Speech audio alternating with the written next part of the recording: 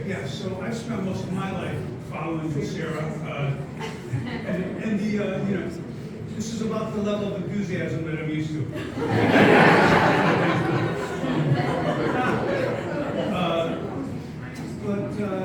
One thing I think is like, it's so touching and fitting that we're here in this place, because man, he loved this place.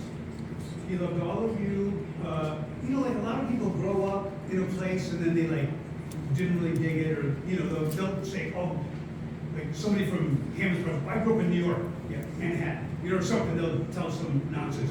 Now he loved this place, man, and he had an incredibly photographic memory of everything that happened.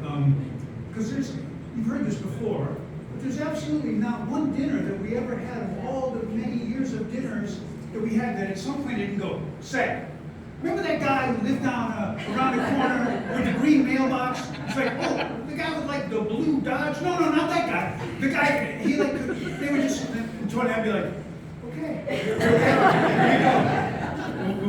We'll be back to our regular scheduled programming in an hour. So, but I just think it's like Sarah said, he would be so thrilled, and he loved this place so much, and it's because of y'all. I mean, he meant a lot to me. Made him what he was, and he was a complicated person, but he had all these great characteristics, and you've heard about him. He was funny. His humor was whack. He cracked himself up more than anybody else. But you would kind of roll along. He would be laughing like, "Was that funny?"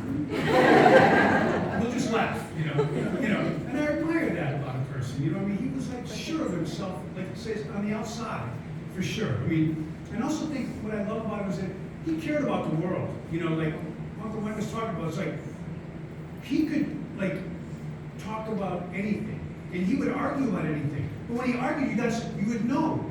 He read some shit. He didn't just make it up. He would read everything. But he could argue about the most arcane things that you ever heard of.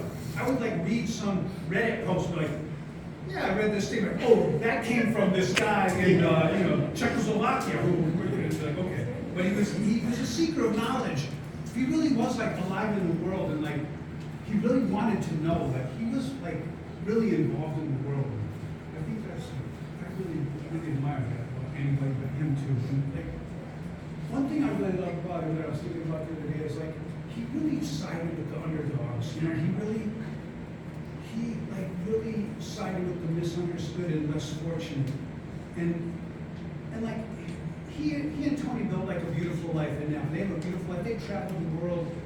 He could have been bougie, but he never was. He was always always on the side of the downtrodden person who didn't get a break. And I think he saw that in himself.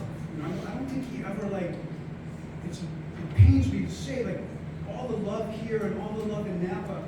I don't know if any of us ever know how much the people around us love us, but I know that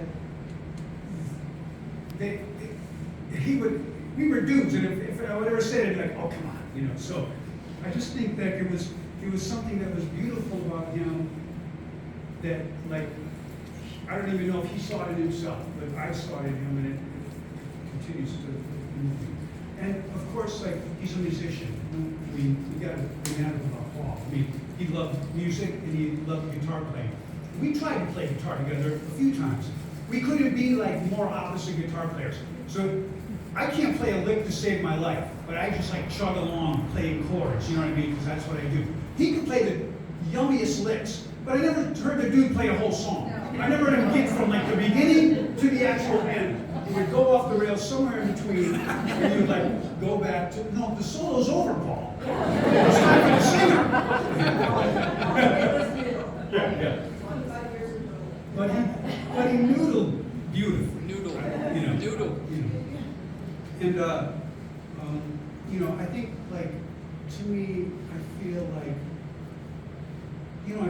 let Paul down a little, and I feel I missed a great opportunity, and of course I had every intention to rectify that. You know what I mean?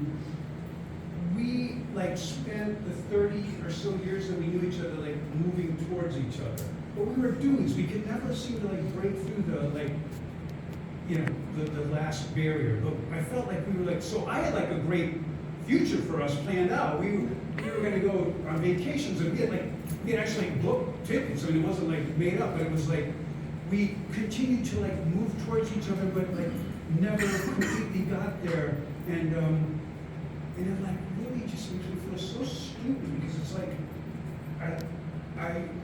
Paul taught me the lesson that I should have learned from my dad. You know what I mean? That there is no perfect time. There is going to be no time. You can't be like, when there's time, then we're going to have a beautiful relationship, and I'm going to tell you how much you mean to me, and all the things like that. And it's living in that time in the future, it's dangerous territory.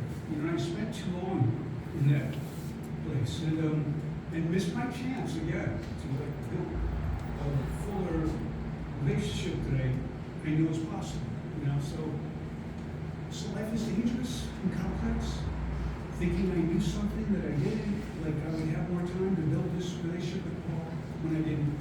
It cost me, you know. And I want everyone to like think about that. I'm going to try to hold that in my heart. You know, it's like the moment that you have is the moment that you're in right now. There is no future moment. You don't have any idea what's going to happen.